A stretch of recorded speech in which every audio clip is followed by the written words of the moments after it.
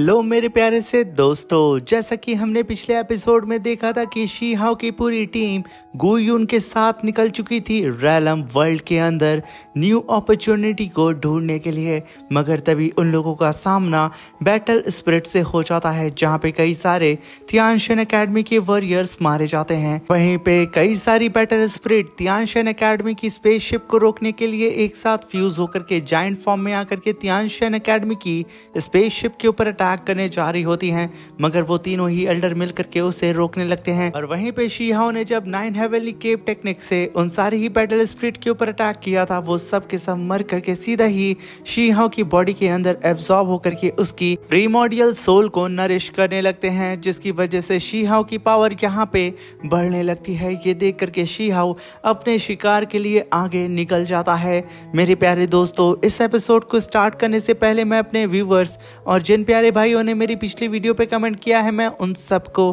तहे दिल से धन्यवाद कहना चाहता हूं। साथ में मेरे नए व्यूवर्स, आप भी इसी तरीके से कमेंट कर सकते हैं। मैं आपके कमेंट का स्क्रीनशॉट लेके अपनी नेक्स्ट वीडियो में उसे शो ज़रूर करूंगा। साथ में मेरे प्यारे दोस्तों, अगर आप मेरे चैनल पे नए आए हैं तो प्लीज़ चैनल को लाइक शेयर सब्सक्राइब करके हमें सपोर्ट करें और प्लीज़ एक प्यारा सा छोटा सा कमेंट ज़रूर करिएगा। आपके सपोर्ट की हमें बहुत ज़्यादा ज़रूरत है। बिना देर किए मेरे प्यारे दोस्तों, इस एपिसोड को हम स्टार्ट करते हैं। इस एपिसोड की स्टार्टिंग में शी हाओ उन सारी ही बैटल स्पिरिट का शिकार करके उनकी स्पिरिट पावर को अपनी प्रीमोडियल सोल के अंदर एब्सॉर्ब करके अपनी पूरी की पूरी प्रीमोडियल सोल को नरिश कर रहा होता है। ये सब कुछ देख करके नीचे खड़े हुए तियानशन एकेडमी के सारे ही डिसेबल्स को थोड़ा सा शॉक लगता है और साथ में उनकी बम जल उठती है, क्योंकि यहाँ पे शी हाओ ने इन बैटल स्पिरिट को मार करके किस तरीके से इस्तेमाल करना है शी हाओ यहाँ पे समझ चुका था। ये देख करके याओ और बाकी सारे ही तियानशन एकेडमी के कल्टीवेटर्स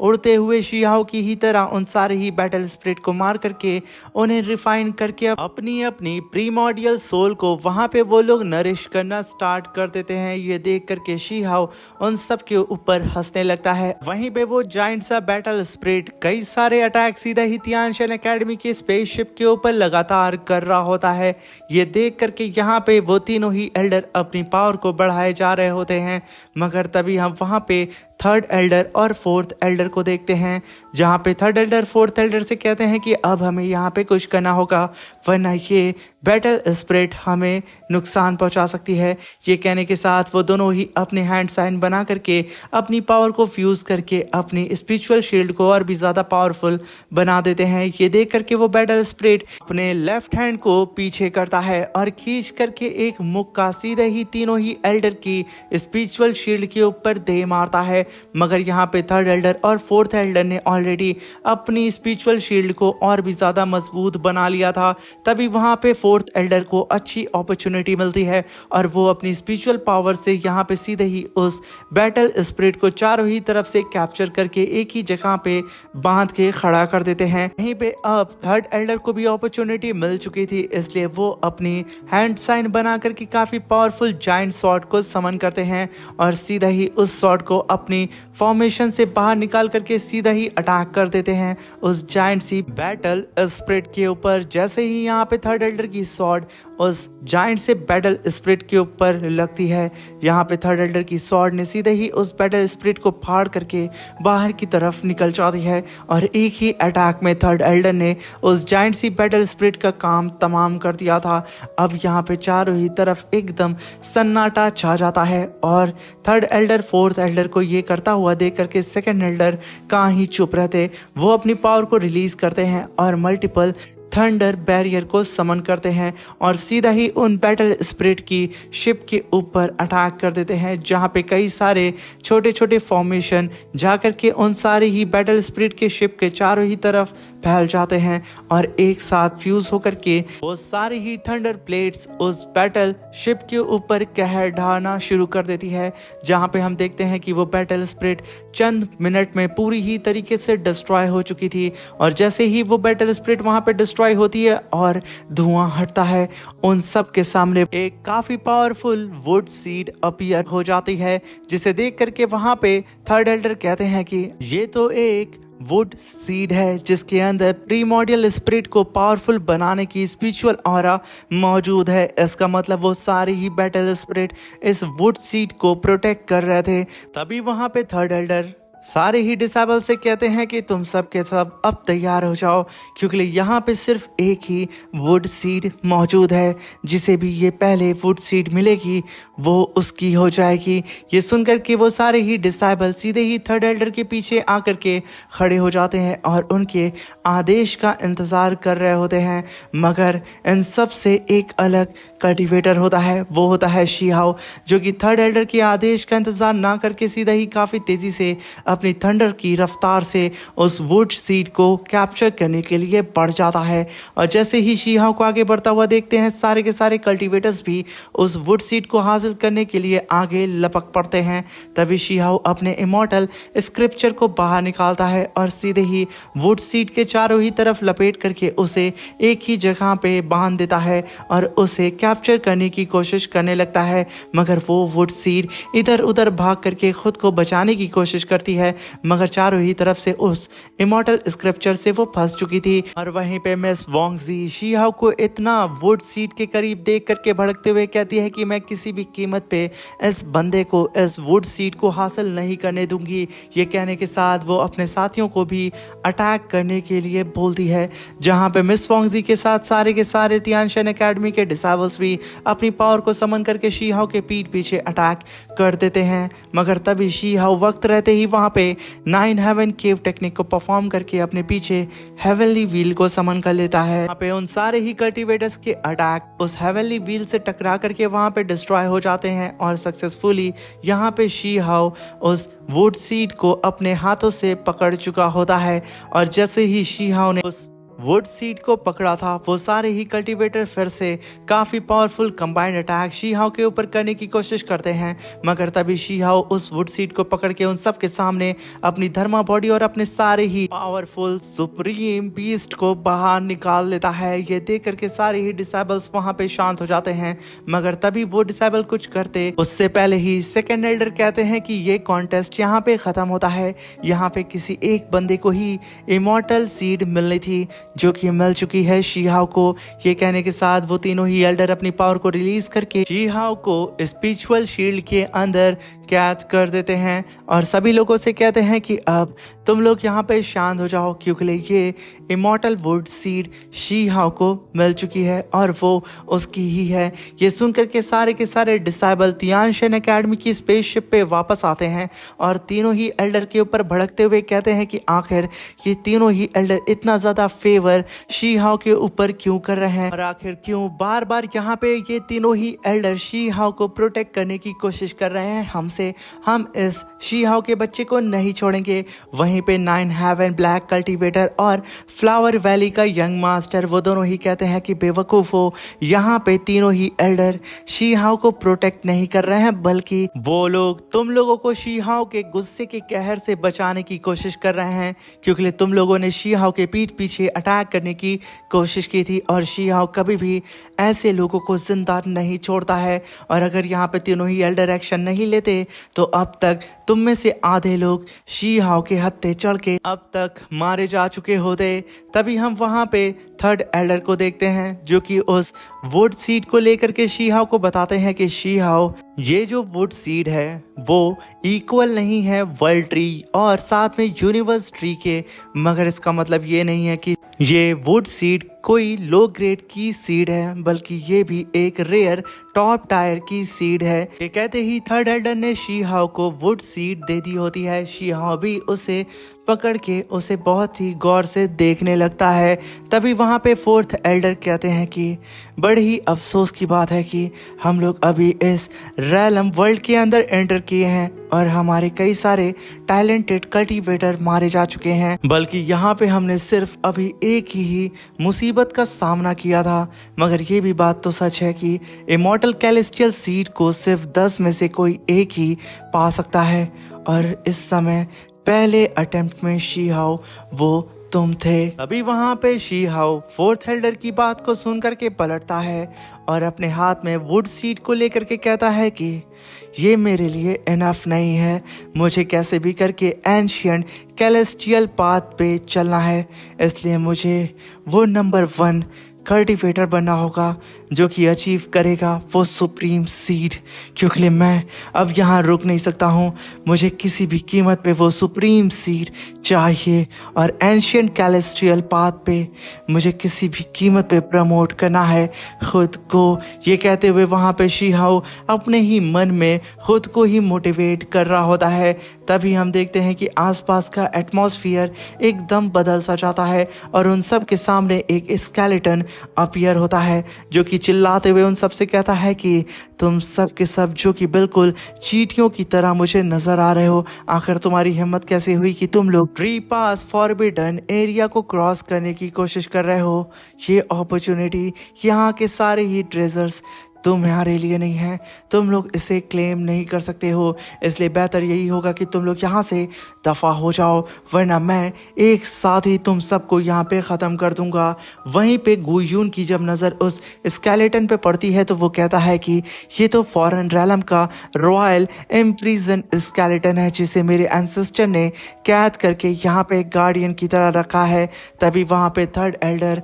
गुयून की बात को सुन करके सीधा ही उस स्केलेटन से कहते हैं कि तुम एक सिर्फ कैदी हो। ये कहने के साथ वो अपनी पावर को रिलीज करके कहते हैं कि तो आखिर तुम एक कैदी होने के बावजूद इतने ज्यादा एरोगेंट कैसे हो सकते हो, तुम यहाँ पे सिर्फ एक प्रोजेक्शन हो जिसे आज मैं किसी भी कीमत पे ख़त्म कर दूंगा और तुम्हें इतनी पैनिक होने की भी ज़रूरत नहीं है। ये कहने के साथ थर्ड एल्डर ने वहाँ पे 10,000 फायर यान फेनिक्स अटैक को समन किया था, जहाँ पे कई सारे फेनिक्स बर्ड सीधे ही उस जाइंट से स्केलेटन के ऊपर जाके अटैक करना शुरू कर देती है। वहाँ पे अपने सामने वो स्केलेटन इतने सारे फेनिक्स बर्ड्स को देख करके अपना मुंह खोल करके उन सबको ही खाने की कोशिश करता है, मगर वो सारी ही फिनिक्स बर्ड अलग अलग उसके फेस के हिस्से पे जाकर के ब्लास्ट हो जा रही थी, जिसकी वजह से उसे वहां पे तकलीफ होने लगती है। तभी थर्ड एल्डर अपनी पावर को बढ़ाते हैं और आसमान में काफी खतरनाक एक स्पिरिचुअल ब्लास्ट होता है और तभी थर्ड एल्डर अपने लेफ्ट हैंड को आगे करके अपनी मुट्ठी को वहां पे बंद करते हैं। एक ही बार में थर्ड एल्डर ने उस स्केलेटन की धज्जियां उड़ा दी थी। जैसे ही वो स्केलेटन मरता है उन सभी लोगों के सामने अपीयर हो चुका था वर्ल्ड ट्री, जिसे देख करके सारे ही डिसेबल्स कहते हैं ये तो वर्ल्ड ट्री है, इसका मतलब ये स्केलेटन भी वर्ल्ड ट्री का गार्डियन है, बिल्कुल ही उन बैटल स्पिरिट वॉरियर्स की तरह। मगर तभी उनमें से कुछ लोग को लग रहा होता है कि ये एक प्रोजेक्शन है। मगर तभी वहां पे शी हाउ उस गोल्डन ट्री को देख करके कहता है कि मैंने इस गोल्डन ट्री को बहुत साल पहले देखा था, क्या ये दोनों ही सेम है? ये कहने के साथ शी हाउ की नजर सीधे ही उस वर्ल्ड ट्री पे जा करके टिक चुकी थी। अभी वहां पे फोर्थ एल्डर सारे ही कल्टीवेटर्स की बातों को सुन करके उन्हें बताते हैं कि हम सभी लोगों के सामने ये जो एंशियंट ट्री है वो असल में खुद का यहाँ पे ट्रांसफॉर्मेशन करने के लिए रैलम टॉम के अंदर आया है, जहाँ पे ये यहाँ की एंशियंट रैलम की स्पिरिट को एब्जॉर्ब करके खुद को ट्रांसफॉर्म करेगा वर्ल्ड ट्री में। मगर उसे ऐसा करने में भी बहुत ही ज्यादा पावरफुल सुप्रीम बीइंग की जरूरत होगी। जब इस एंशियंट ट्री को वो सुप्रीम बीइंग मिल जाएगा तब ये एंशियंट ट्री खुद के ट्रांसफॉर्मेशन को कर सकता है और वर्ल्ड ट्री में प्रमोट हो सकता है, क्योंकि वो एंशियंट ट्री जब अपना ट्रांसफॉर्मेशन करेगा तो वो थंडर ट्राइबुलेशन से भी गुजरेगा। तो उसे फेस करने के लिए इस वर्ल्ड ट्री को जरूरत है एक सुप्रीम बीइंग की जो कि उसकी मदद कर सके डिवाइन हेवनली थंडर ट्राइबुलेशन से इस वर्ल्ड ट्री की जान को बचाने के लिए। इसीलिए यहाँ पे ये वर्ल्ड ट्री तब तक इंतजार करता है अपने एंशियंट ट्री के फॉर्म में जब तक उसे कोई सुप्रीम बीइंग नहीं मिल जाता है। तभी हम देखते हैं कि उस ट्री के अंदर एक लेडी बैठी होती है अपने मेंशन के अंदर और उसकी आंख जैसे ही खुलती है उसकी नज़र सीधे ही यहाँ पे शी हाउ के ऊपर जा कर के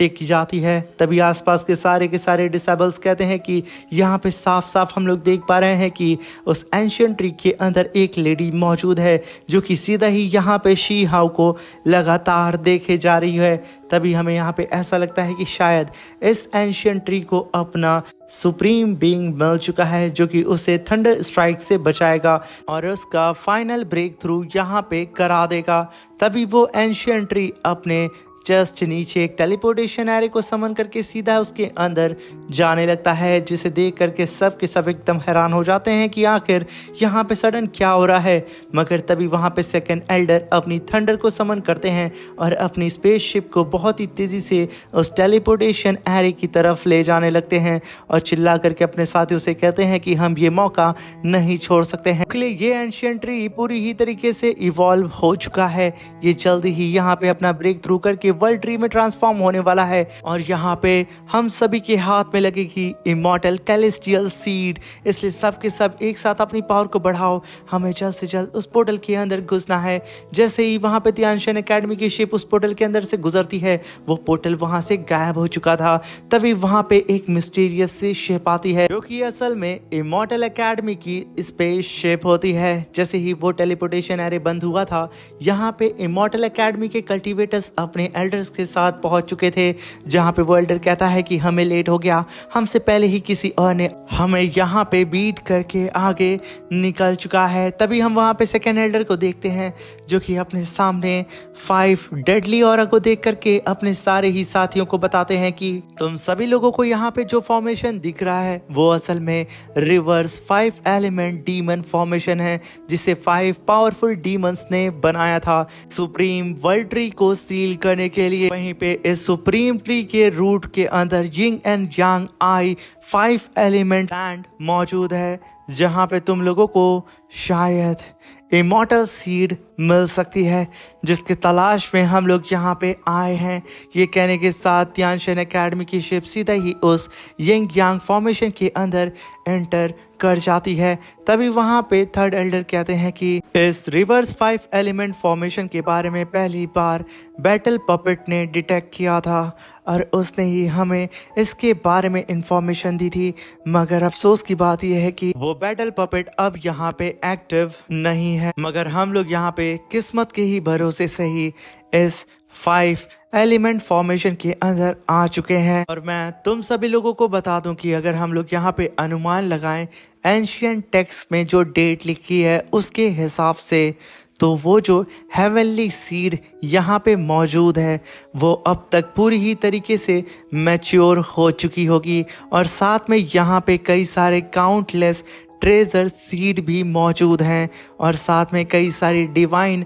हर्ब्स भी यहाँ पे मौजूद है। इसलिए तुम सब के सब यहाँ पे बहुत ही तेज़ी से इस यिंग यांग आई 5 एलिमेंट लैंड को बहुत ही तेज़ी से सर्च करो, क्योंकि हेवन ने हमें ये अपॉर्चुनिटी दी है, इसका तुम लोग लाभ उठाओ। ये सुन करके वो सारे ही डिसेबल सीनियर्स को ग्रीट करके वहाँ से अलग अलग डायरेक्शन में चले जाते हैं यिंग यांग 5 एलिमेंट लैंड के अंदर इमॉर्टल कैलेस्टियल सीड को ढूंढने के लिए। तभी हम वहाँ पे याओ को देखते हैं जो कि ज़मीन पे लैंड करके कुछ कदम चला ही था, उसके पैर ज़मीन के अंदर धंस जाते हैं और वो पूरा का पूरा ज़मीन के अंदर घुस चुका था। मगर सडन वो ज़मीन को तोड़ते हुए आसमान में आता है, जहां पे उसके पास प्योर फायर सीड मौजूद होती है, जिसे देख करके मिस यिंग कहते हैं कि मोटू तुम तो जमीन के अंदर धंस गए थे, मगर तुम्हारी किस्मत तो देखो कि तुम्हारे हाथ सीधे ही प्योर फायर सीड लग चुकी है। जहाँ पे वो याओ बहुत ज़्यादा खुश नज़र आ रहा होता है और वहीं पे मिस यिंग अपने लिए सीड की तलाश में आगे बढ़ जाती हैं।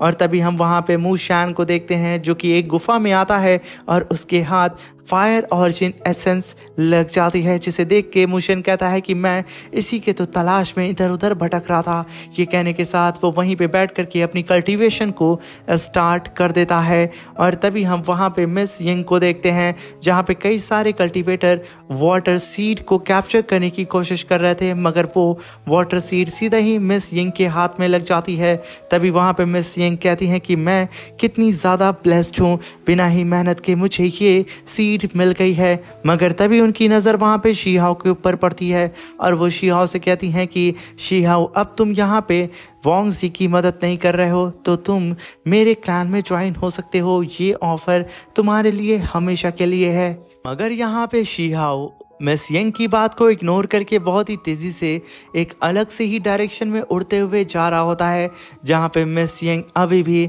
मिस वोंग जी को छेड़ रही होती हैं कि अब तुम्हारा क्या होगा, तुम्हारा प्रोटेक्टर भी यहाँ पे नहीं है। तभी मिस वोंग जी गुस्से में पलट के शीहाओ को जाता हुआ देखती हैं और सीधा ही मिस यंग से कहती हैं कि तुम्हारे हाथ अभी वाटर सीट लगी है और तुम यहाँ पे एक फायर से खेलने की कोशिश कर रही हो, कहीं ऐसा ना हो कि तुम पानी की तरह भाप बन के यहाँ से गायब हो जाओ। ये कहने के साथ मिस वोंग जी बहुत ही गुस्से में मिस यंग को घूरते हुए वहाँ से चली जाती हैं। इसी के साथ मेरे प्यारे दोस्तों ये शानदार सा एपिसोड भी ख़त्म होता है। Thank you for watching, bye bye, take care और प्लीज़ कमेंट ज़रूर करिएगा। बाय बाय, टेक केयर मेरे प्यारे दोस्तों।